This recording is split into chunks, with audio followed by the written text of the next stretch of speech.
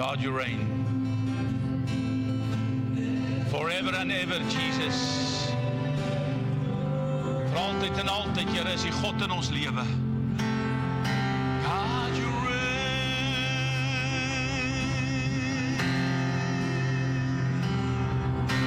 Thank you, Jesus.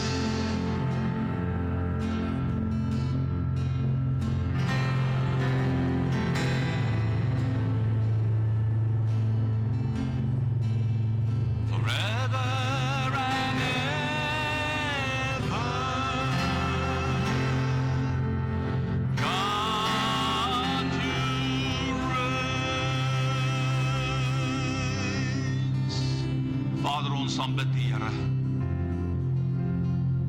En tereg het Pastor Anton gesê dat daar dikwels omstandighede ons lewens tref.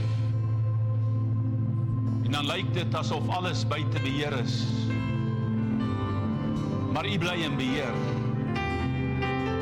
Want ons lewens is in die hand. En ek bid in hierdie oggenduur, Here, dat U elke hart in hierdie oomblikke sal arresteer, sal elke gedagte gevange sal neem. In hierdie bewustheid dat U ons leidsman is en die volleinder van ons geloof. Sal U vanmôre elke persoon, Here, wat na U toe uitreik, met 'n verwagting, met 'n versoek, met 'n verlange, met 'n behoefte, wil U nie vanmôre, Here, daardie gebed verhoor nie. Dankie, Hemelse Vader, dat ons toevlug na U toe kan neem en dat U ons rots is. Verheerlik U self in hierdie diens, o Here. Ek vra dit vanmôre in die groot en verhewe naam wat ons lief het. En dit is Jesus Christus die Koning. En ek prys U daarvoor, Vader. Amen. Prys Here, baie dankie, kan U sitplek neem. Ons sê ook in die aanbiddingspan baie dankie, mag die Here hulle ryklik seën. Hartlik welkom aan almal van julle so in die huis van die Here. Ons gaan vanmôre ons laaste diens op 9:00 hou vir Afrikaans. So ons sal nou 'n bietjie daarby stil staan waar ons by die gemeentevergadering kom. Ons is 'n quorum. So ons kan, ek wil net vra dat niemand, of ons na die diens, dat niemand asseblief sal die gebou verlaat nie, dat ons net hierdie paar punte op die sakelys vinnig met U kan deurwerk. Daar's nie besprekingsdinge nie. U het die notiele vooraf gekry, u het die finansiële state vooraf gekry. U kon navraag rig indien u iets wou weet met betrekking tot dit, en sover ek weet het daar geen navraag ingekom nie, so ons gaan net 'n voorstel en 'n sekondant daarop kry. En dan, so dit gaan nie lank vat nie, en dan gaan ek net stil staan aan die einde rondom dit wat tans gebeur in Lewende Water. So asseblief, ons wil nie die quorum verloor nie, anders moet ons dit uitstel. Kom ons kry dit agter die rug, en dan kry ons dit ook afgehandel met betrekking tot dit. Maar baie dankie vir almal van julle wat gekom het, elke besoeker vanmôre, mag die Here ook met u ontmoet, en mag die Here net so ook tot u hart spreek deur sy wonderlike lewende woord. Is u nog dankbaar teenoor die Here? Prys die Here. God is groot en God is goed, en ek het verlede week versuim om ons meegevoel met Desiree en haar suster te betuig. Sy het Abuti aan die dood afgestaan. Ek dink dit was die afgelope 4 jaar was sy vasgevang in kanker, en ons dank die Here dat hy eintlik in die laaste van sy lewe letterlik in daai tyd van sy siekte het hy by God uitgekom, en hy is gedoop deur een van ons pastore.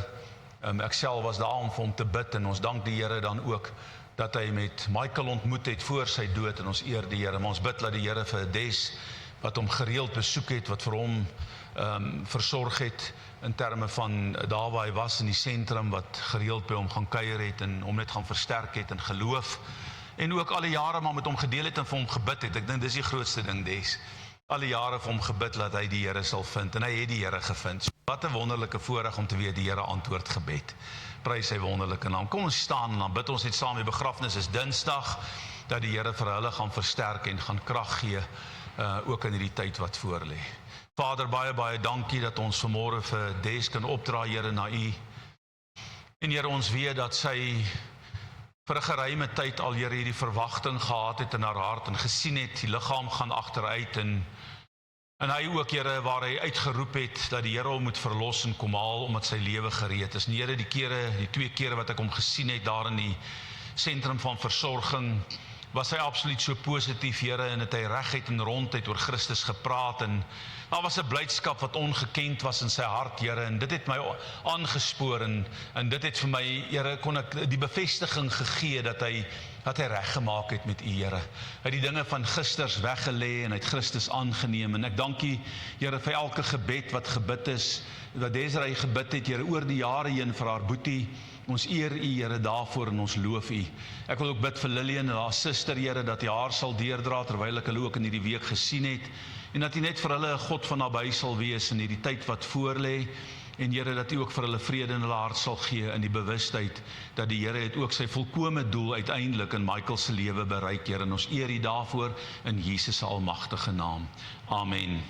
Baie dankie, kan die sitplek inneem. Ons gaan saam lees uit die woord van die Here, maar voordat ek die Bybel gaan lees, ek kom net agter hierdie afgelope paar dae, dat daar regtig net so 'n geestelike intensiteitstoename in aanslag is teen die gemeente, met betrekking tot, en ek glo dis met betrekking tot die besluite wat geneem is, en die rigting vorentoe. Ons sien die duiwel hou nie van dit nie, want hy weet mense gaan tot redding kom. Hulle het vanmôre vir Lisa hier onder by Dreyers, toe sy daar draai, het hulle haar letterlik met 'n voertuig van die pad afgestoot en haar gegunpoint, en sy het weggejaag, en die Here het haar gespaar, en hy het vir haar onderneem, en ons dank die Here daarvoor, dat hy haar ook daarin deurdra, en ons het vir haar gebid, en ons bid die vrede van die Here ook nou oor jou, en die bewustheid dat God is jou koning, so hy regeer. So ons sien hierdie stryd in ons lewens, en ons ervaar dit, maar ek gaan vra dat U net daar waar U sit, gaan buig voor die Here, en net U oë gaan toemaak, en net vir die Here gaan vra, terwyl ek vir U voorgaan in gebed, dat die Here ons in besonder sal beskerm. Elke een in hierdie gemeente, elke persoon wat in hierdie bediening staan, elke mens wat uitverkoop is tot die Here, dat hy ons sal behoed en bewaar en beskerm, en dat hy sy hand van genade oor elkeen van ons sal hou. Vader, ek dank U dat ons vanmôre gesing het, God regeer. En Here, ons word bewus van die feit dat die duiwel, Here, is nie tevrede wanneer ons die koninkryk van God wil uitbou nie, en ek wil bid, Here, ons wil aan hom geen eer en geen plek gee nie. Maar ons weet, Here, U is die koning van hierdie gemeente, en daarom bid ons dat U in ons midde sal regeer, dat U in ons huisgesinne sal regeer, dat U, Hemelse Vader, U krag en U heerlikheid, Here, in en deur ons sal openbaar. Ek wil bid, Here, dat U elke lid van hierdie gemeente, Here, sal behoed en bewaar op die paaie, oral waar ons gaan by hulle huise. Ek wil vra dat U die grenslyne van elke eiendom, van elke huis, Here, van elke woonstel waar mense woonagtig is, dat U dit sal insluit van voor en agter, en dat U U hand op hulle sal lê. Here, dankie dat ons weet, Here, dat U het Job so beskerm, toe die duiwel voor die Here staan, toe vra U vir hom, waar kom jy vandaan? Toe sê hy, van 'n swerftog oor die aarde. Toe sê hy, het jag gegee op my knegt Job, omdat hy my lief het en hy my dien, en die duiwel het geantwoord, ek het, maar is dit nie so, dat U hom insluit van alle kante, dat ek geen ingang in sy lewe het nie?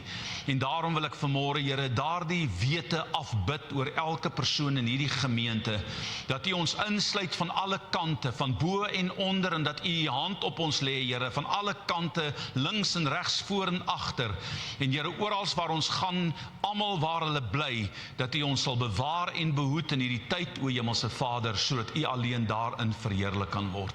Ons loof U en ons eer U, Here, en ons dank U dat U ons beskermer is, en dat U ook ons geneesheer is, en dat U ook ons God is. Ons eer U in Jesus se wonderlike naam, en die volk van die Here sê amen. Prys die Here. U kan die Bybel vir my oopmaak in die boek van Johannes. Ekskuus Cindy, of wie's agter my bord, maar Mariska, jy moet net vir my vers 15 ook bysit daar asseblief voor. Ek sien ek het hom nie neergeskryf op die preek nie, en dis die teks van oordenking, Johannes die 4de hoofstuk. Ons gaan vers 14 en 15 vir u lees, en dan gaan ek bedien soos die Here dit op my hart gelê het, in aansluiting by dit wat ons dan ook verlede week gehoor het, en wat die Here met ons gedeel het. Johannes die 4de hoofstuk vers 14 en 15. Maar elkeen wat drink van die water wat ek hom sal gee, hoor mooi, sal in ewigheid nooit dors kry nie. Maar elkeen wat drink van die water wat ek hom sal gee, sal in ewigheid nooit dors kry nie, maar die water wat ek hom sal gee, sal in hom word 'n fontein van water, wat opspring tot in die ewige lewe. Vers 15. Die vrou sê vir hom, Here, gee my daardie water, sodat ek nie dors kry en hier hoef te kom skep nie. Tot sover. Vader, ek wil bid dat U hierdie woord vanmôre sal spreek soos die Gees wil. Berg my vanmôre onder U bloed en spreek U, Here, woorde van lewe tot elke hart hier teenwoordig onder die salwing van die Heilige Gees. Here, U woord is dit wat 'n verskil in ons lewe maak, want U verklaar, Here, as julle in my bly en my woord in julle, dan sal julle vra net wat julle wil en julle sal dit verkry. Daarom wil ek bid, Here, gee ons genade en krag en sterkte om in U te bly en help ons om die woord, Here, so te leer ken dat die woord in ons kan bly, want dan kan ons bid en vir U vra wat ons nodig het en U sal daarin voorsien. En Here, vanmôre kom roep ek tot U, Here, dat U hierdie boodskap sal seën en dat U my genade sal gee wat die woord gaan bedien. Ek vra dit, Here, uit genade in die naam wat ons liefhet, Jesus Christus die Here. Amen. Die tema van volgens se gedagte wil ek opsom met die volgende woorde, en ek het dit vir u op die, of Cindy het dit vir u op die groep gesit. Hulle roep, gee my hierdie water. Hulle roep, gee my hierdie water. Nou, ek het verlede week stil gestaan en u het gehoor wat die Here met ons gepraat het uit die boek van 2 Korintiërs, die vierde hoofstuk vers 7. En daarin het die Here vir my en vir jou 'n uitdruklike boodskap gegee dat ons God se voertuig is. Met ander woorde, die Here, jy en ek is die liggaam van die Here waarin God oor die aarde, op die aarde beweeg, buiten laat hy in sy gees beweeg is sy gees in ons waarmee hy die wêreld daar buite wil bereik. Nou, jy moet verstaan dat Amos verklaar dat God doen niks tensy hy sy wil aan die profete, aan sy kinders bekend maak nie. Hoekom nie? Want God het die mens op die aarde gesit om te heers oor die werke van sy hande. En God gaan nooit in sy hele lewe sy eie woord overrule nie. Wat God gespreek het, en hierdie week het ek vir iemand gesê, jy moet verstaan, wat uit die Here se mond uitgegaan het, is vir ewig onherroepelik. God kan nie sy eie woord kanselleer nie, hy kan dit nie terugtrek nie. Wat hy gespreek het, het hy gespreek, want hy regeer met die krag van sy woord. So nou kom die Here en hy sê vir ons is sy voertuig, ons is 'n erdekruik waarin daar 'n skat is. Nou, wat is hier die skat? Die skat is die boodskap van die evangelie, die skat is Christus se gees. Met ander woorde, dit is vir julle voordelig dat ek weggaan, want as ek nie weggaan nie, as ek nie hierdie liggaam aflê nie, kan die tweede of die volgende liggaam nie tot stand kom nie, en julle is my liggaam, weet julle dan nie, dat julle die tempel van die Here is nie. Reg van die begin af, van die Bybel af, wou God moet die mens in gemeenskap staan. Die Here wou die mens elke dag sien, die Here wou met die mens elke dag praat, en ons sien dat Adam en Eva het in die aandwyntjie met die Here gewandel, en dan het hulle met die Here gekommunikeer, totdat die sondeval plaasgevind het, en letterlik daarna, die eerste 1000 jaar is dit chaos op die aarde, totdat die sonvloed kom, en dan kom die Here belofte wat hy gemaak het aan Adam en Eva, dat daar eventueel 'n verlosserkind gebore sal word, wat die chaos wat Satan veroorsaak het, in Adam en Eva gaan herstel. So die Here het 'n belofte gemaak, en hy het dit deurgevoer in Christus Jesus. Nou kom die Here en hy sê vir Jesus, sê vir ons, dis vir julle voordelig dat ek weggaan, want as ek nie weggaan nie, kan ek my gees nie na julle stuur nie. So as ek weggaan, sal my Heilige Gees na julle kom en in julle woon.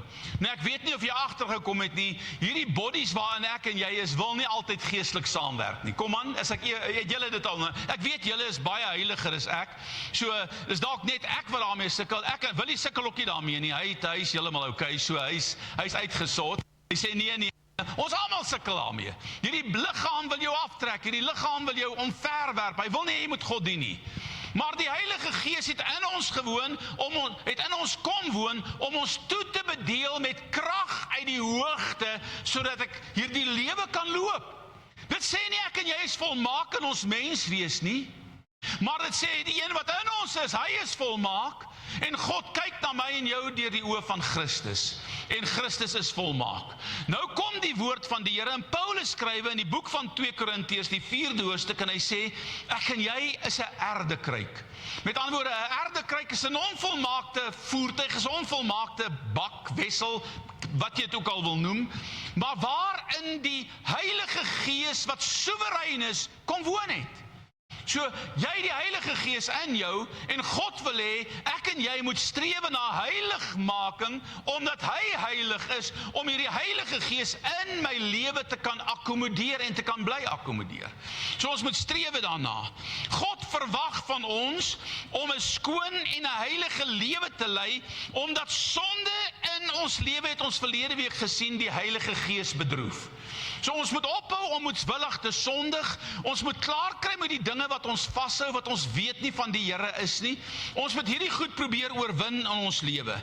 Hoor wat skrywe Paulus in 2 Korintiërs die 4de hoofstuk vers 14. Hy sê, dat God ons altyd in Christus laat triomfeer. Nou wat bedoel die woord altyd laat triomfeer? Ek en jy is 'n oorwinnaar, sê die boek van Romeine, deur Christus wie ons die krag gee. Hy sê, in Christus is ons altyd 'n oorwinnaar. Hy sê, ek gaan jou altyd laat triomfeer. Dit maak nie saak hoe die omstandighede nou lyk wat om jou plaasvind nie. Dis wat hy skrif sê. Dit sê vir jou vanmôre dat dit maak nie saak wat is die stormwind wat om jou is nie. Verlede week ry ek daarby van Keith van Chamberlains af, en daar's een groot warrelwind wat opsteek, en daar's 'n stuk sementsak, en ek weet nie of jy al 'n sementsak self per se gevoel het nie. Dis 'n redelike swaar stuk item. Dis 'n dubbelwand, swaar dik breinpapier ding, en hierdie warrelwind draai, en hy tel al die stof en die fyn blaartjies en al die fyn stukkies papiere om hom op, en so sy beweeg, maar daar's 'n halwe stuk sak sement wat daar lê, of 'n halwe stuk sementsak, 'n leë sementsak wat daar lê, en hierdie sementsak is onder op die grond, en terwyl hierdie warrelwind draai, is hy besig om hierdie sementsak te vat, en dan skuif hy hom letterlik van een plek na 'n ander plek, en soos wat ek warrelwinde ken, gaan hy een of ander tyd daai ding in sy kern kry, en as hy hom in sy kern gekry het, wat doen hy? Hy lig hom op. So ek en jy moet vanmôre verstaan, kind van die Here, God se krag is in ons, en ek en jy, hy wil ons oplig tot 'n hoër hoogte. Net toe ek weer kyk, toe sien ek, daar gaan die sak in die lug, en die hele warrelwind is al weg, hy sal 20 tree aan, en hier waai die sak nog hier bokant my weens die ligbeweging wat daar is. Die Here wil hê ek en jy moet vanmôre in die krag van God se Heilige Gees beweeg. Ons moet in die sentrum van daardie warrelwind kom, van dit wat God in ons lewe wil doen. En partykeer is jy in 'n warrelwind in jou eie lewe. Kom net vandag op die plek waar jy in die senter kom, en God is die senter. Hy gaan jou oplig, en hy gaan jou uitlig, en hy gaan jou uittel om na die plek toe te gaan waar hy wil hê jy moet wees. Hy laat jou altyd triomfeer, en dat ons die reuk van Christus deur ons in hierdie hele wêreld versprei. Nou ek het nou verlede week 'n klomp goed hier gehad wat die kinders kom ryk het, en hulle neusies lekker opgetrek het vir party hondekos en vir party katkos en allerlei goed, want die goed ruik nie lekker nie. Okay, ek het nogal gesien hoekom my pitbull nie die goed wil eet nie, want ek sien nou dit ruik nie so lekker nie. Okay, my sous wat ek maak ruik baie lekkerder. Nou, die Here sê, sy reuk is in ons. Die vraag is, hoe lyk die reuk wat ek afskei? Is dit 'n reuk van sonde? In hierdie week het ek weer gehoor van 'n persoon wat nou weer, hy probeer die Here dien, en hy probeer sy lewe reg. Maar nou hoor ek nou weer die dinge wat hierdie man aangevang het, en dink ek, ag liewe Here, wanneer gaan hy vrykom van dit? Wanneer gaan hy besluit om daai tipe houding, daai tipe lewe te los? Want dit trek hom af, en elke keer wat hy uit daai omstandighede kom, dan sit nag in sy lewe. So kry klaar met hierdie goed, wat die Here nie in jou lewe wil hê nie. Heiligmaking dra die reuk van Christus in ons, terwyl sonde die reuk van die dood verteenwoordig. Dit is so eenvoudig soos dit. So as ek dinge doen wat uit lynheid is met God se woord, en julle onthou, sonde is nie so seer die daad nie, sonde is ek mis die teiken. Ek mis God se heerlikheid. Ek mis die heiligheid. Ek is nie op die plek waar ek met God moet wees nie. Die sonde wat ons doen is net die vrug van 'n groter ding. Okay? So ek en jy moet dit vanmôre verstaan. Die vraag is dus, hoe ryk my alledaagse lewe vir die mense wat om my wandel? Wat sien hulle, wat ryk hulle en wat ervaar hulle? Sien hulle Christus in my, ervaar hulle Christus in my? Nou hier in Johannes 4 is 'n baie bekende verhaal wat ek het al 'n paar keer oor dit gepreek en elke keer dan vat die Here die ding op 'n ander rigting. Maar hier in Johannes 4 vind ons die verhaal van 'n Samaritaanse vrou wat Jesus by die put van Jakob kom ontmoet. Nou is 'n klomp dinge wat hier gebeur en ek gaan nie vanmôre by dit baie stil staan nie. Maar is dinge wat ek en jy vanmôre moet verstaan in die lig van dit wat die Here met ons wil deel. So dis 'n eenvoudige boodskap. Hier's niks dieps, hier's niks wat jy eintlik jou kop heeltyd bymekaar moet hou om met die skrifte te, dis 'n eenvoudige woord. Maar hy's 'n kwaai beginsel hierin. En ek en jy moet dit vanmôre verstaan. Wat is die tema? Hulle roep, gee my hierdie water. Die wêreld daar buite roep, gee my wat jy het. Weet jy, daar's 'n skrif wat sê in die laaste dae sal 10 vroue een man aangryp en sê, ons eie kos sal ons koop, ons eie lewensonderhoud sal ons betaal. Gee ons net jou naam. Gee ons net jou naam. Hulle sal Christus aangryp. Daar's 'n ander plek wat hulle sal sê. Hulle sal kom en vir jou sê, laat ons net in jou some vashou, want ons wil saam met jou na die huis van die Here gaan. Daar's 'n honger en 'n dors in hierdie wêreld, kind van die Here, want daar buite is dit chaos. Mense se lewens val uit mekaar uit. Ons almal sukkel met dinge wat gebeur en die eindtyd kom en ek sien dit kom en ek sien dit kom en ek sien dit kom al hoe nader en al hoe nader. Ons is almal binne in hierdie elektronika en almal binne AI en al hierdie goed wat ons aan blootgestel word. En ek sien hoe dat hulle by een of ander sitting in die parlement van die terwyl die president praat van, in hierdie jaar gaan hulle die kaartlose identiteitsdokumente vrystel, dan sit daar die hele parlement en almal cheer en klap hande oor hierdie kaartlose stelsel, maar wat hulle nie weet nie is hulle klap vir hulle eie ondergang, kind van die Here. Hulle verstaan dit nie. Hulle weet dit nie. Daar's 'n geklap, daar's 'n gejuig, maar hulle verstaan nie. Daar gaan 'n dag aankom wat jy nie 'n kaart of 'n rand by jou gaan hê nie. Hulle gaan jou hele lewe beheer elektronies. Hulle weet in elk geval klaar alles van jou af. Jy kan jou identiteitsnommer iewers insit en hulle tel alles in jou lewe op. Dis die stelsel van hierdie wêreld, maar ons is onkundig daaroor. Hierdie is nie 'n storieetjie nie, dis nie 'n paadjie nie. Dis wat gaan gebeur aan die einde van die tyd, dis 'n ekonomiese stelsel wat gaan inkom, wat die wêreld gaan beheer. En die Bybel sê, dit sal 'n kontantlose stelsel wees, dit gemerk is met 'n nommer, en daardie nommer alleen is die een wat jou uiteindelik gaan vat van waar jy gaan wees. Hulle gaan bepaal wat jy kan koop, wat jy nie kan koop nie, wat se geld jy kan leen, wat jy nie kan leen nie. Hulle gaan bepaal, kind van die Here. Ek het 'n videoklip gesien van 'n man wat teen 'n klomp goed staan. 'n Joernalis. Hoe dat hulle hom in China beperk het, dat hy nêrens uit daai land uit kan vlieg nie. As gevolg van sekere stellings wat hy maak, waarvan hulle nie hou nie. Hierdie goed gebeur. So ek en jy moet ons gereed maak. Maar hierdie wêreld is honger, hierdie wêreld is dors. Hulle soek water om te drink, nie die water wat die politiek kan gee nie, nie die water wat hierdie ekonomie kan gee nie. Hulle soek die ware water van die lewe, en die enigste mense wat dit het is God se ware kinders. En ons sit stil. Ons kyk. Ons wonder, kan God nog ander mense red?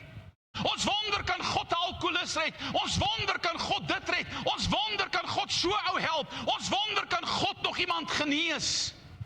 Want ons geloof het getaan. Ons geloof het afgewater geraak tot 'n Sondagoggend boodskap, terwyl ons eintlik elke week as ek hier uitbeweeg, so vol moet wees van die krag van die Here, dat ek plek moet soek om mense te bedien en die water wat in my is, kind van die Here, en hulle uit te gee. Hy sê vir hulle daar by die pilaargang van Salomo, as jy dors het, kom drink van hierdie water, en jy sal nooit weer dors kry tot in ewigheid nie. Want hulle stroom na die water wat geseën is deur die priester, daar by die fees, op die finale dag. En hulle skep van daai water en Jesus kyk dan en hulle sê, kom, ek het vir jou water. Maar julle wil nie. Julle wil nie reageer nie. Maar weet jy wat? Daardie water is nie net vir my en jou nie. Hy het daardie water in ons gesit om aan iemand anders te gee. Met 'n woord van bemoediging. Met 'n woord van geloof. Met 'n eenvoudige gebed. Ek het gesien toe Lies instap, ek was agter in my kantoor, ek het gehoor hoe hierdie skokhard getref het en dis 'n vrou van geloof. Maar dit wat gebeur het is 'n groot saak vir haar gewees.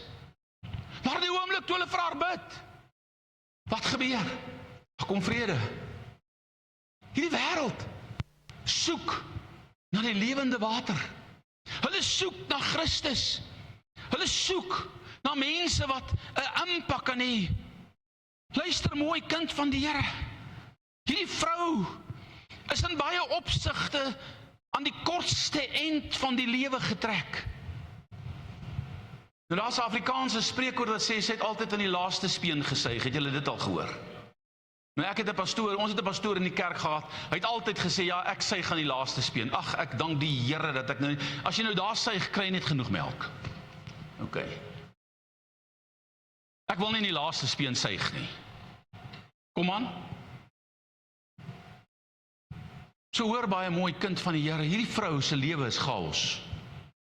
Jy sien goed in haar lewe, net in hierdie verhaal wat vir jou net wys, hierdie vrou kom deur 'n moeilike lewenstyd. Sy was 5 keer geskei. Nou ek wil nie vir iemand vra, wie sit hier, wie is 5 keer geskei, want ek het bang jy steek meer as een ou sy hand op. Want jy kry nogal sulke ouens hoor, vandag nog. Sy was 5 keer geskei. Sy het daagliks met hierdie skuldgevoel ten opsigte van haar verlede en die saambly verhouding met hierdie 6de man waarin sy nou was, het hierdie vrou met daai skuldgevoel geleef. In die oë van die Joodse mense. En dit moet jy verstaan, was sy 'n hond. Hoekom sê ek dit? Want die Joodse mense het die heidene honde genoem. Daarom toe die Sirofenisiese vrou vir Jesus sê, my dogter is siek, genees haar. Toe sê die Here, ek het gekom om eers met die Jode te praat. Ek kan nie my brode vir die honde gee nie, het julle daai gedeelte al gelees? Ek kan nie my brood vir die hondjies gee nie. Dan roep hierdie vrou uit, hy is nie geaffronteer deur Jesus se woorde nie. Hoekom nie? Want haar behoefte is groter as haar ego. Sy sê vir Jesus, Here, maar die hondjies eet van die krummels wat in die tafel afval. Gee my dan net die krummel, want dit is my genoeg om my kind te genees wat krank is, wat siek is. En die Here draai om en hy sê, vrou, so geloof het ek in Israel nog nie gesien nie, maar ek sien dit vandag by jou gaan en vind wat jy vandag vir my vra. So hierdie Samaritaanse vrou was 'n bastervrou. Sy was nie rein van, sy was nie in haar geslagtelike agtergrond het hierdie vrou 'n ander ma en 'n ander pa gehad. Die bloed was nie suiwer met betrekking tot 'n spesifieke lyn nie, en die Joodse mense het die Samaritane gehaat. Die Bybel sê hulle het geen gemeenskap met hulle gehad nie, juis as gevolg van dit. In die oë van hierdie mense, as hulle na hulle kyk, dan is hulle minagtend aangeglier. En hulle het 'n skelwoord gebruik, naamlik honde, om hierdie mense te beskrywe teenoor die bastervolk wat daar was. Maar wat hulle nie verstaan het nie, is dat daai volk was ontwortel, daai mense, daai deel van Israel was ontwortel deur 'n ander koning van 'n buiteland. En hy het hierdie land in besit geneem, het al die mense weggevoer, en toe het hy al die mense uiteindelik teruggestuur, en 'n klomp sy mense tussen hulle laat woon. So was chaos. Hierdie vrou kon die geskiedenis nie help nie. Sy kom met omstandighede, haar identiteit kon sy nie help nie. Sy het nie gevra om daar te wees nie. Sy was daar, in wie sy was. Maar haar lewe sê vir ons uitdruklik dat daar was emosionele stryd in haar lewe, wat sy nie geweet het hoe om te absorbeer en hoe om te hanteer nie. Hierdie vrou kom en sy skep water. En ek wil jy moet dit verstaan vanmôre, sy kom uit Samaria uit. Maar sy skep water op 'n buitengewone tyd, 12:00 die middag. En sy skep water op 'n buitengewone plek, naamlik die put van Jakob. En ek glo in my diepste van my gees en my hart, daar was 'n rede voor. Hierdie vrou, kind van die Here, het soveel pyn in haarself gehad, dat sy haar distansieer van mense. Sy onttrek. Sy gaan na 'n plek waar sy nie hoef te verduidelik nie. Sy gaan skep water op 'n tyd wat sy nie hoef met ander vrouens te praat nie. Want niemand het 12:00 gaan water skep nie in die middag laat, ja in die vroegoggend. Maar nie op die hitte van die dag nie. Sy stap letterlik 1,5 kilometer ver om by die put van Jakob uit te kom om water daar te skep. Sy wil haarself die pyn van vernedering en verdere verwerping spaar. Daarom is sy op haar eie. Dit lyk of sy die mense wil vermy, of sy konflik wil vermy en wegkruip vir die samelewing. 5 keer was sy getroud. En die Joodse mense het egskeiding amper seker 100 tree te ver gevat. Dit was so erg in Israel dat Jesus dit in Matteus 5, 6 en 7 aanspreek. Dat daar was 'n gesegde, as hulle iets aan die vrou sal vind wat hulle nie byval nie, kon hulle haar 'n skeibrief gee. En hulle daai iets het hulle gevat en het tot enige iets afgewater. As hulle nie geloof vrou gevind het wat hulle getrou het nie, as hulle eenheid by die ontmoeting van hierdie vrou gevind het nie,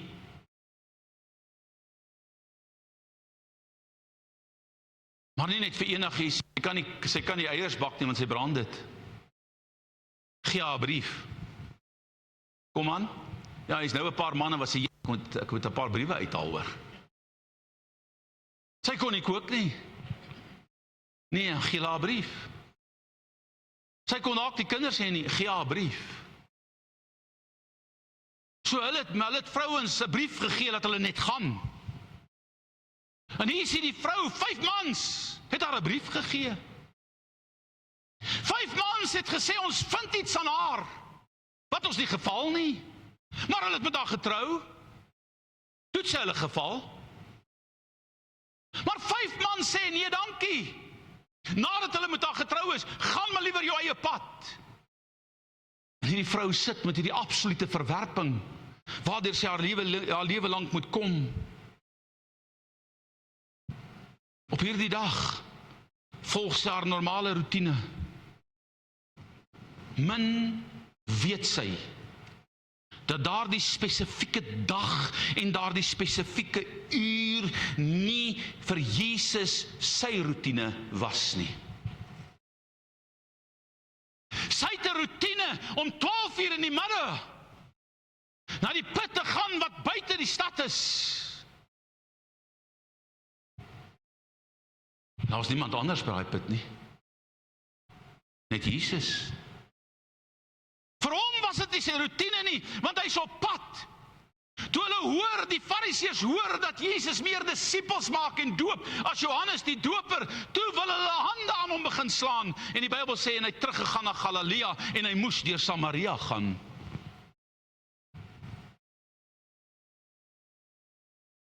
Vir Jesus, ek wil sê wat die Engelse dit noem, was dit 'n divine appointment. Dit was 'n goddelike oomblik. Dit was 'n goddelike bestemming, soos daardie dag toe jy jou hart vir Jesus gegee het, daardie dag toe jy jou lewe aan God oorgegee het, dis 'n goddelike bestemming wat in jou lewe plaasvind. Enkele jare gelede, toe my seun nog, ek dink hy was net uit die skool het, of ek weet nie of hy nog in die skool was, maar hy het sy eie gehad, en hy het altyd 'n klomp jong mense gehad, wat hy by 'n selgroep bygetrek het. Hulle was 'n groot selgroep, 25 of hoeveel mense ook al, en die aand dan laai, dan gaan die aande, het ons nie aanddienste gehad nie, dan vat hy hulle daar na CRC toe, en dan gaan laai 'n klomp van die jong mense op met sy kar, en die spesifieke dag, het hulle by die garage olie, het hy olie laat kyk, en hulle het nooit die bonnetnip mooi toegemaak nie, en toe hy daar in Teleba verbyry op hy stuk pad, toe waai sy bonnet oop, en het vou hy letterlik oor die kar se dak, en hy bel my en hy sê, pa, die bonnet is gebuig, dit oopgewaai, ek kan nie verder met hierdie voertuig ry nie, en ek klim in my kar en ek ry, en ek vat 'n tang en 'n stuk bloudraad saam, en ek buig die ding terug, en ek maak hom vas, en ek sê vir hom, okay, hier's my kar, ek sal hierdie in reis toe ry, en ek draai om te ry, en ek sien nie draai hy ook om te ry, en ek sê, maar waar gaan jy, en ek stop hom, ek sê, waar gaan jy nou heen? Nee, hy gaan omdraai, hy voel nie nou so lekker nie, ek sê, dis presies wat die duiwel wil hê jy moet doen. Hoeveel mense moet jy oplaai? Ek moet 4 ander kinders oplaai, maar ek gaan hulle maar bel en sê, ek kom nie. Ek sê, as nie 'n manier nie, jy vat my kar en jy ry nou. Hy draai daarom. En weet jy wat, daardie aand het Regard 'n ontmoeting met die Here in CRC. Daardie aand reageer hy positief, hy stap uit, en iets in sy lewe gebeur, dat hy vandag in die bediening staan, kind van die Here. Daar was 'n divine appointment, en die duiwel het dit weerhou. Hy wou dit keer, hy wou dit stop. Hierdie gemeente het 'n divine appointment vir volgende week, en hierna, moenie uitklim nie, moenie wegtrek nie. God wil mense in hierdie omgewing red, kind van die Here. Hulle lyk nie soos ons lyk nie, hulle voel nie soos ons voel nie, hulle praat nie soos ons praat nie, hulle het nie dieselfde kultuur as ons nie, maar God gaan hulle red, want by hom maak dit nie saak wat die kultuur is nie. Wie sê kan jy om my te verhef? Wie sê kan jy om my te verhoog? As die evangelie vir my goed genoeg is dit vir enige mens goed genoeg. God roep vanmôre. Hy sê vir my en jou, gryp vas wat jy het en hou dit. Wat is die water wat jy het? Hoe lyk die water wat jy uitdeel? As water in jou, wat hy uit wil gee na buitentoe. Hierdie vrou het haar normale routine, maar Jesus het 'n spesifieke afspraak. Die Bybel sê, kind van die Here in daardie oomblik, hy was op pad na Galilea, en toe hy daar by die put van Jakob kom, en sê die Bybel, hy was moeg. En dan sê die Bybel uitdruklik, sy disippels gaan in Samaria in, om kos te gaan koop. En hier is Jesus alleen. Hoekom? Want hy het tyd nodig met hierdie vrou wat gaan kom. Dink julle hy het geweet sy gaan kom? Wat sê die skrif? Jesus sê, die seun van die mens kan uit homself niks doen nie, maar wat hy die Vader sien doen, nou tyd, die nou geleef, dit doen hy net so. Hy was bewus van hierdie vrou, wat uitgeskel word. Hy was bewus van hierdie vrou met haar sondige agtergrond, en haar verlede, wat onaanvaarbaar was vir die mensdom. Hy sit en wag. Hulle draai uit, die disippels draai uit, na fisiese behoefte. Hulle wil kos gaan koop. Maar Jesus sit by die put en wag, omdat iemand die geestelike water wat in hom is nodig het. Hy weet dit. Hy het dit geweet. Hy het dit verwag. Hy het haar verwag. Kyk net God se timing. Die oomblik toe Jesus daar aankom, toe het hulle al vir 'n geruime tyd gestap. Feitelik op daardie selfde oomblik toe die disippels weg is, toe arriveer die vrou. God het 'n plan met jou lewe. En dikwels praat hy met omstandighede met ons. Hy praat deur dinge wat in ons lewens gebeur met ons. Hoekom? Want hy soek jou aandag. Hy soek jou aandag. En hier kom hierdie vrou. In vers 31 keer die disippels terug na die Here Jesus toe, en hulle het kos by hulle, wat hulle gaan koop het, en hoor wat sê hulle, en intussen het sy disippels, en dit is aan die einde van hierdie verhaal, het sy disippels by hom aangedring en gesê, Rabbi, eet, vers 32, maar hy sê vir hulle, ek het voedsel om te eet, wat julle nie van weet nie. Hoor hulle nou, die disippels sê toe vir mekaar, het iemand dan vir hom ete gebring? Die arme ouens het ook gesukkel om te verstaan. Hulle gaan al die kos, hier kom hulle by die kos, hulle het hulle Kentucky en hamburgers aan sy pad geëet, maar hier is Jesus nog in 'n pragtige ou McDonald's bokkie. Hy wil dit nou oopmaak, hy wil dit nou eet, want dit word nou koud. Here, eet, want jy is honger, jy is moeg. Ek het voedsel, waarvan julle nie weet nie. Wie het vir hom kos gegee? Wanneer het iemand nie by hom verbygekom om hom iets te eet te gee? Hoor dit antwoord hy hulle. Ek het voedsel om te eet waar julle nie van weet nie. Die disippels sê toe vir mekaar, het iemand dan vir hom ete gebring? Jesus sê vir hulle, my voedsel is om wat te doen? Ek hoor nie. My voedsel is om die wil te doen van hom wat my gestuur het, en om sy werk in my te volbring. So wat is sy voedsel? Die wil van God. En om die werk waarvoor hy gestuur is, te volbring. Wat roep hy op die kruis uit? Dit is volbring. Is ek en jy besig om die werk wat God wil hê ek moet doen, te volbring?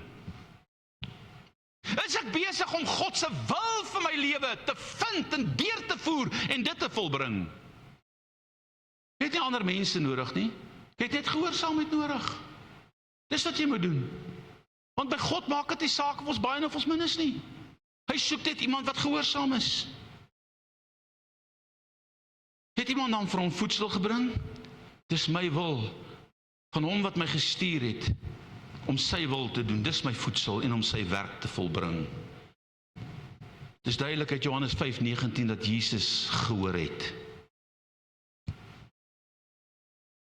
dat daai vrou is op pad. Het dit geweet. Daarom wag hy, daarom sit hy daar by die put en het nie saam in die stad ingegaan nie.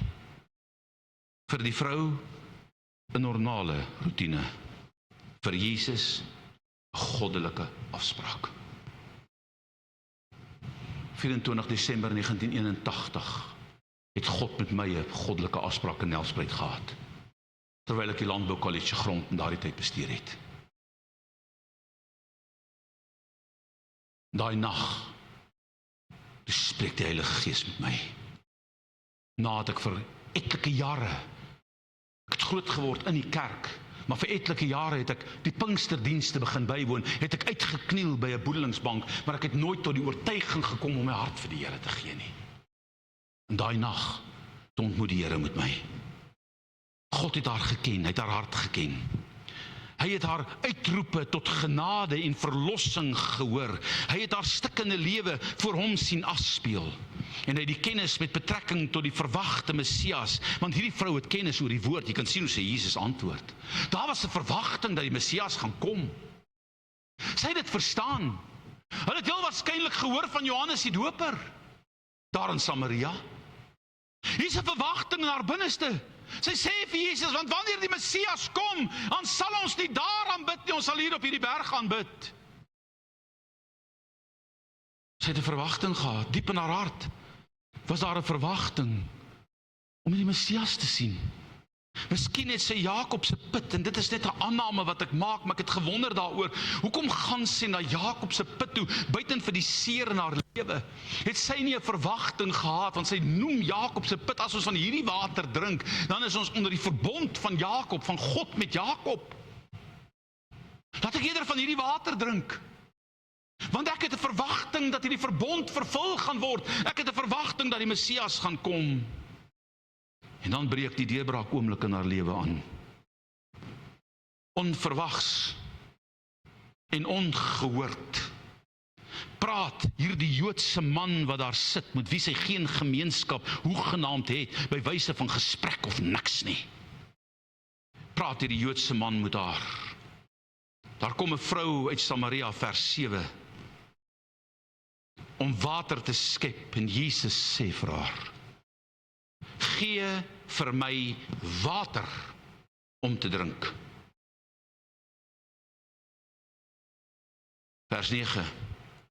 En die Samaritaanse vrou sê vir Jesus, hoe is dit dan dat u, wat 'n Jood is, van my vra om te drink terwyl ek 'n Samaritaanse vrou is? Kan jy sien? Hulle het nie met mekaar gepraat nie. Want die Jode het geen gemeenskap met die Samaritane gehad nie. Jesus het hier die mens verwag wat sou opdaag. Ek wil jy moet vanmôre verstaan, hy verwag jou. Daar's 'n divine appointment van God teenoor jou. Hy verwag jou. Hy weet jy's vanmôre hier. Hy weet waar jy elke dag is. Sy gees sal stil staan by jou as jy dit soekend is.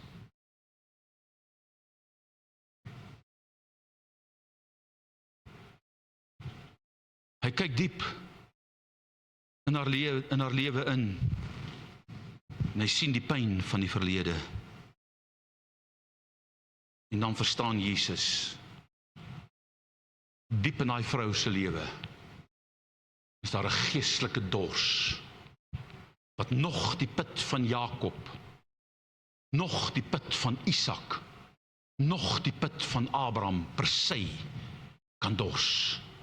Maar hy, wie die lewende waters is, alleen. Hy verstaan dit, en hy weet dit. Hierdie vrou ken die geskiedenis van hy put. Hierdie vrou kort Jesus se lewende water, nie die water uit hy put uit nie. Deur al die chaos van haar verlede, is sy diep soekend na die sin van die lewe, omdat niks in haar lewe vir haar uitgewerk het nie. Haar lewe het by haar verbygegaan. Sy het ouer geword. Daar's die sin in haar lewe nie. Sy bestaan maar net, dag na dag, uur na uur, om môre weer te voel soos sy gister en eergister en die dag daarna en die dag voor dit gevoel het. Sy kyk na haar verhoudings en sien almal het gevou. Sy is nie vir die mans aanvaarbaar nie. Hulle gee haar 'n skeybrief. In die warboel van hierdie emosionele stryd waardeur sy gaan, praat 'n vreemde en 'n Joodse man met haar en vra vir Jakob se water. Vers 10 antwoord Jesus haar vraag, waarom hy vir haar water vra. Jesus sê vir haar, as jy die gawe van God geken het, sy vra van hoe is dit wat u wat 'n Jood is vir my, 'n Samaritaanse vrou water vra. Jesus sê, as jy die gawe van God geken het, en geweet het, wie hy is, wat vir jou sê, gee vir my water om te drink, sou jy hom gevra het, en hy sou vir jou lewende water gegee het. As hy net geweet het wie hy was. Dis wat Jesus was. As jy net geweet het wie ek is. Jy sien, hier sit 'n Joodse man. Jy sien, hier sit 'n persoon aan wie jy gewoond is wat jou 'n vloekwoord sal toevoeg. 'n raka woord. En hy reik uit na my. Hy sê vir my, ek soek water. Het Jesus hy water nodig gehad? Hy was dalk dors in sy vlees, maar dit is baie meer as dit. Hy is besig met 'n proses. Hierdie vrou het nie geweet wie Jesus is nie. Tog het Jesus geweet wie hierdie vrou is. Is dit nie ironies nie? Weet jy, is niemand in hierdie aarde wat nie loop. Jy sit vanmôre niemand in hierdie kerk wat Jesus nie ken nie. Ek praat nie van jou kant af na hom toe nie, ek praat van sy kant af na jou toe. Hy ken ons harte. Hy ken jou stryd. Hy ken die pyn waardeur jy gaan. Hy weet wie jy is. Hy weet waarmee jy sukkel. Hy ken jou verwerping. Hy ken jou verlede. En al wat hy vir jou wil sê is, ek is daar vir jou. Ek is daar vir jou. Dag vir dag drink hierdie vrou Jakob se water. Maar dag vir dag moet sy terugkeer om water uit die put te skep. Omdat daai geestelike dors diep in haar wese nie geantwoord word nie. Hy weet, hierdie vrou kort sy lewende waters. Deur al die chaos, kyk Jesus diep in haar hart in. En hy sê vir haar: vrou, ek verstaan wie jy is. Maar as jy kan verstaan wie ek is, gaan jou lewe vandag verander. Dis al. Miskien het jy vandag 'n verandering nodig. Miskien het ek en jy vandag 'n vernuwing nodig. So wat is die vertrekpunt om Jesus te verstaan? Om te verstaan wat sy wil is? Wat is in Jesus wat hy wil weggee? Wat is daar in Christus wat hy wil weggee? Kom ek lees dit vir jou. As jy die gawe van God geken het en geweet het, wie hy is wat vir jou sê, gee vir my water om te drink, sou jy hom gevra het, en hy sou vir jou, wat gegee het? Lewende water. So wat het Jesus, wat hy wil weggee? Ek hoor nie. Sê dit weer. Hy lewende water wat hy wil weggee, kind van die Here. Water wat hy net soek, wat oor jou lewe kan spoel, wat jou hart kan reinig, wat jou gedagte gevange kan neem. Wat jy kan skoonmaak. Hy wil dit weggee, dit is verniet. Daar's 'n fontein van skoon, rein, heilige, lewende water in Christus, wat hy aan hierdie vrou wil gee, as sy net kan verstaan wie hy is. Hierdie vrou kom nie, net soos altyd by Jakob se fontein nie, maar sy op daardie dag ontdek 'n tweede fontein, by die put van Jakob. Al die jare was daar een fontein. Nou sê Jesus, hier's 'n ander fontein. As jy weet wie ek is, kan jy van daai water kry. En jy sal nooit weer dors kry nie. Dit sal opspring tot in die ewige lewe. Die eerste fontein sal jou fisiese dors les. Maar jy, vrou, het nie die water van Jakob nodig nie. Jy het die water nodig van die een waarvan Jakob getuig het. As jy maar net geweet het wie ek is. Sy kom na Jakob se put, maar sy ontdek water in Jesus se put. Vers 13 sê Jesus vir haar die volgende woorde: elke een, wie? Ek hoor nie. Ek hoor nie. Wie is elke een? Kom aan as julle hier. Elke een. Wie? Elke een. Elke een wat van hierdie put se water drink, sal weer dors kry. So almal wat daar kom skep, wat gaan met jou gebeur later van die dag of môre? Jy gaan dors kry. Dis Jakob se put. Hy sê jy gaan dors kry, daarom kom jy elke dag terug. Vers 14 sê, maar dis 'n teenstelling. Maar wie? Elkeen wat van hierdie put van Jakob drink sal weer dors kry, maar elkeen. Wie is elkeen? Almal wat wil. Dis almal beskikbaar. Maar elkeen enige persoon wat wil drink. Ja, maar elkeen wat drink van die water wat ek hom sal gee, sal in ewigheid. Hoe lank is die ewigheid? Forever and ever. Nooit dors kry nie, maar die water wat ek hom sal gee. Daar is die sleutel. Ek sal nooit te dors kry nie. En elkeen wat van my kom drink, sal in die ewigheid nie dors kry nie.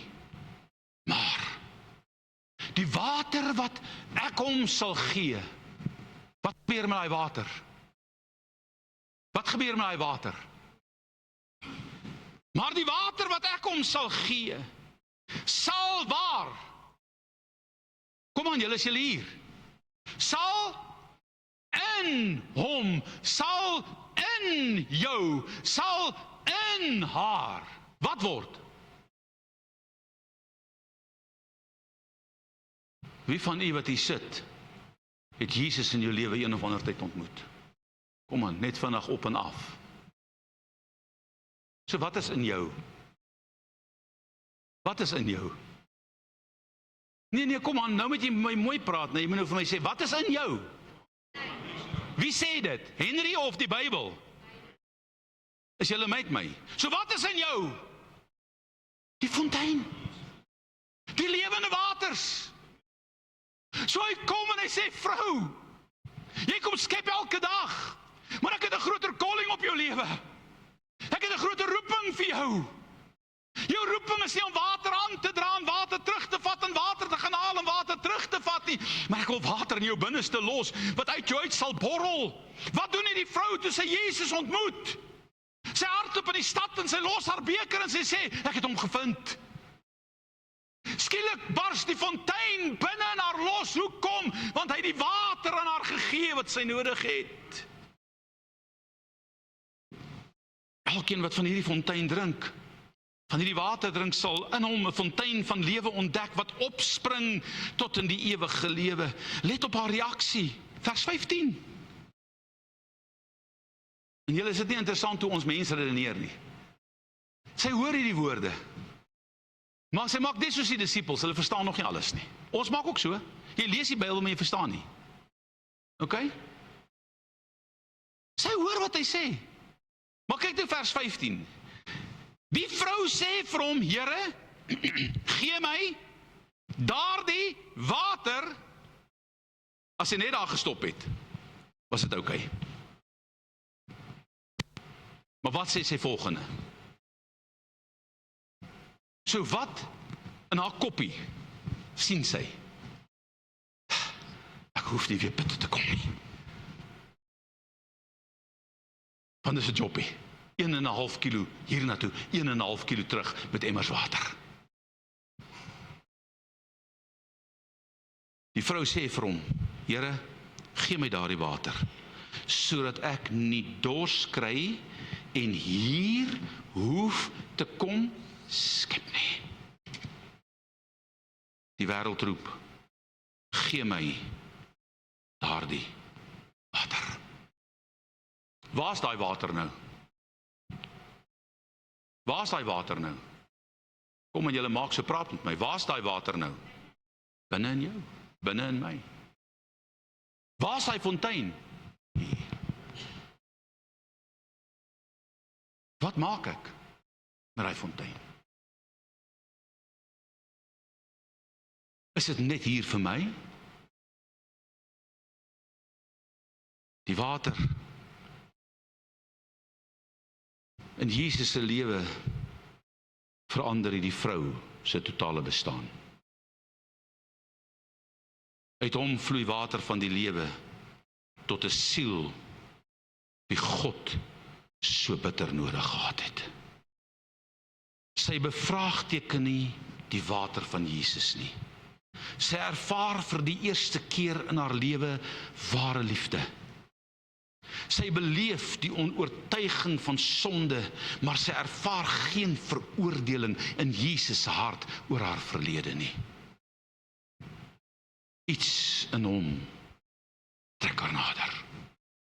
Sy besef, sy het Jesus se lewende water nodig. Gee my hierdie water. Dis duidelik. Elke keer as sy uit Jakob se put gedrink het sy bewus geword van die verbond van God met Abraham, Isak en Jakob, wat op Christus gewys het. Maar let op, sy roep uit, gee my hierdie water. Maar daar moes eers iets gebeur, voordat sy alles verstaan het. Hierdie vrou hoor dit, sy sê, gee my hierdie water, maar sy bly vashak by die fisiese put. Gee my hierdie water. En die Here weet, hy kan nie vir haar net daai water gee nie, want wat hierdie vrou kort, in hierdie divine appointment, in hierdie goddelike ontmoeting, is 'n goddelike openbaring.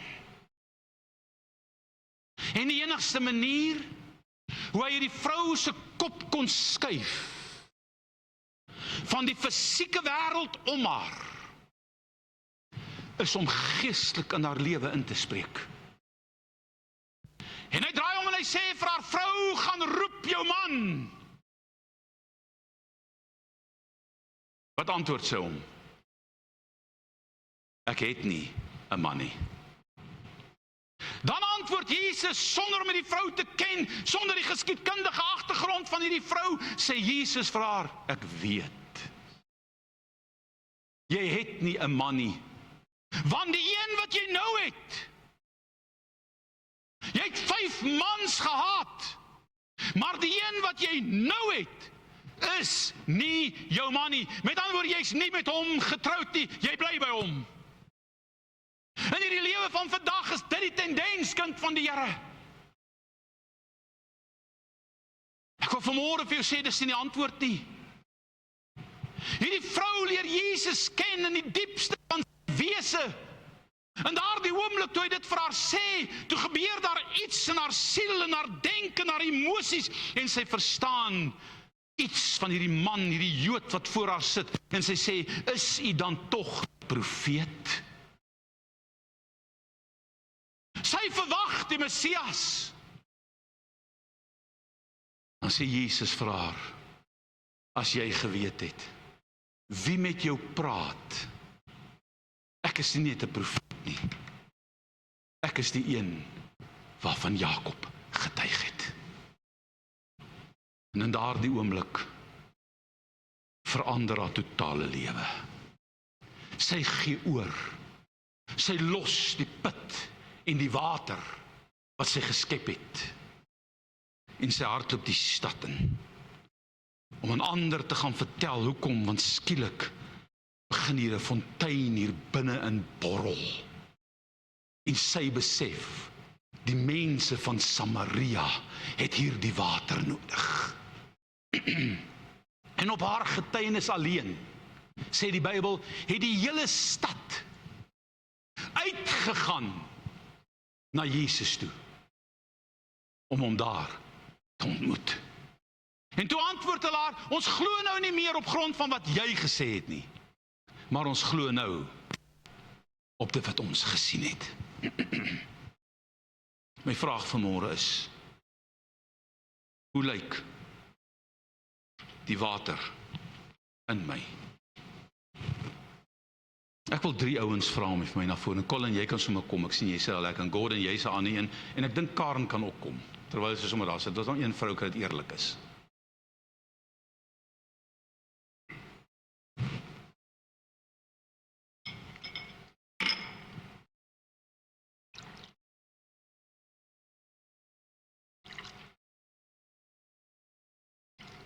Soms om my bo asseblief.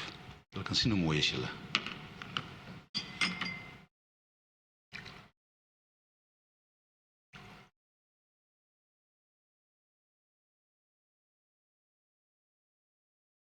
Hoeveel bronne is hier? 2. Karen, proef vir my daai water. Dis nie die plotse water, maar proef maar, proef dit.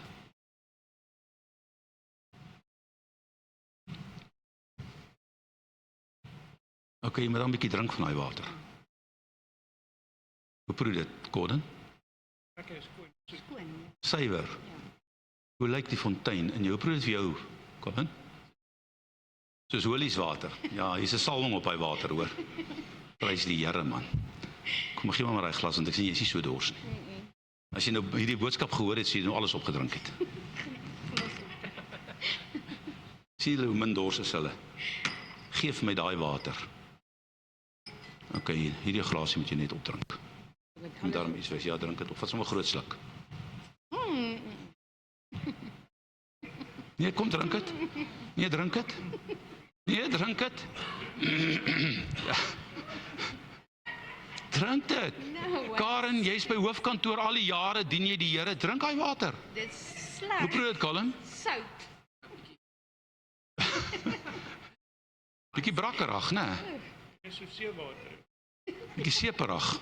Gee maar tog hier so seewater. Okay. Die ander water, want ek moet die sout af. Hoe lyk hierdie water van buite af?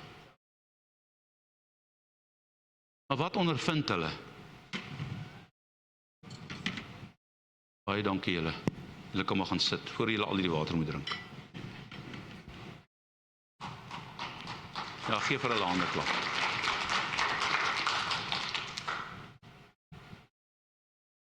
Op die oog af, ek is Christen. Op die oog af, ek dien die Here. Op die oog af, ek is in die kerk. Maar hoe lyk die fontein in my?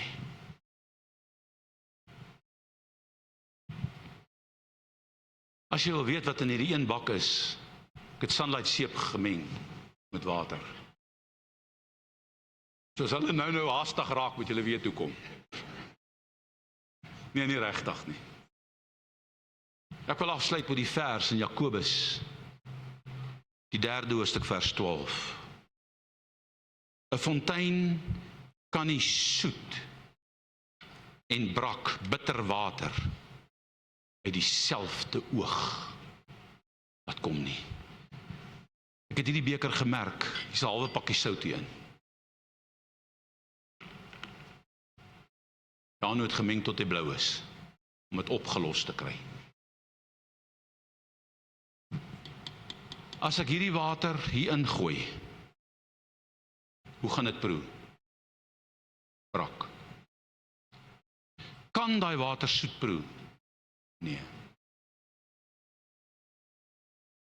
Ek wil weer vir jou lees, maar elkeen wat drink van die water wat ek hom sal gee, sal in ewigheid nooit dors kry nie. Maar die water wat ek hom sal gee, sal in hom word 'n fontein wat opspring tot in die ewige lewe. Wat is in jou? Die fontein van lewe. Jesus wou sy water met hierdie stikkende vrou deel. Is ek en jy bereid om die water wat Christus in my hart gesit het met iemand anders te deel? Jy hoef nie geleerd te wees nie. Jy hoef nie mooi te wees nie. Jy hoef nie so slim te wees nie. Al wat jy moet doen is om vir so 'n persoon te sê, die Here ken jou en die Here het jou lief, net soos jy is. Kom na hom. Maar die lewe het so gejaag geraak. Het so geïsoleerd geraak. Ons almal is agter mure, agter tralies. Ons gaan nêrens heen waar ons met mense kan deel nie. Tog is ons elke dag tussen mense met wie ons kan deel.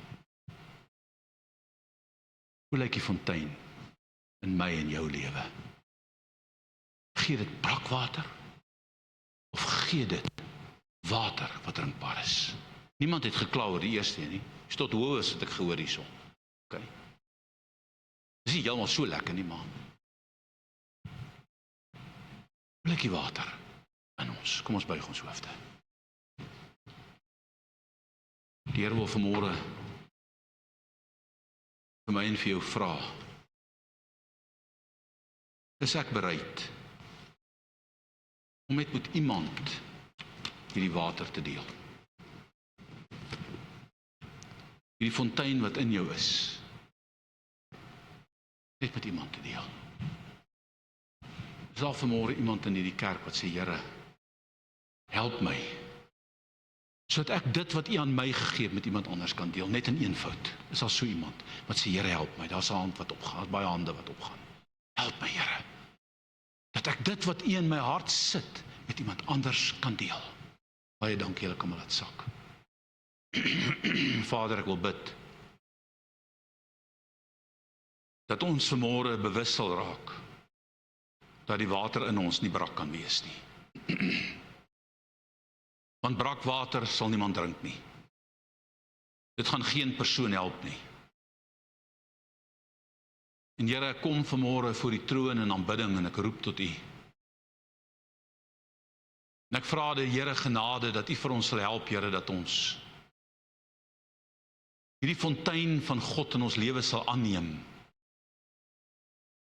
Van die oomblik toe hierdie vrou verstaan wie Jesus is, toe laat staan sy alles, en die water wat U aan haar gegee het, en daardie oomblik, Here, word 'n fontein, en sy hardloop in die stad, en sy gaan vertel vir mense dat sy Jesus ontmoet het. Sy het hierdie verwagting gehad. En Here, ek glo tot vandag toe, en ek glo dit in my hart. Dis daardie verwagting in haar gees en haar hart wat U raak gesien het, en dit het al haar probleme, dit het al haar swakhede oorskadu, en daarom kies U haar, Here, om Samaria letterlik te evangeliseer. Ek wil bid, Here, help ons dat ons nie sal swyg nie, maar laat ons na U toe sal kom om te drink van die water van die lewe, sodat dit ook in ons 'n fontein kan word. Miskien is daar iemand vanmôre hier, Here, wat nog nie by U uitgekom het nie. Hulle wonder nog, Here, wat se water praat U van? Elke persoon wat in Christus is, het 'n nuwe skepsel geword. Die ou dinge het verbygegaan. U het alles nuut kom maak. Ek wil bid vanmôre, Here, sal U nie vir elkeen van hulle genade gee tot U verheerliking nie. Help my, Here, in hierdie week wat voorlê. Here, ons is in die laaste tydvak, Here, waar ons met hierdie nuwe dienste of die gewysigde dienstye gaan begin, en waar ons ook dan 'n geleentheid wil bied, Here, aan mense in die omgewing by God uit te kom. En ek wil vra, Here, sal U elke persoon daarbey betrokke, en sal U die hele gemeente ook daarbey betrokke maak, dat ons ook bewus sal word dat ons die Here nodig het, en dat ander mense U nodig het. Ek vra dit, Here, in Jesus se naam. Amen. Mag dit jou seën. Ons gaan direk oor sommer na die vergadering toe. Christa, as jy hierso, julle moet asseblief nie gaan nie, hoor, julle moet bly. Ek net bang ons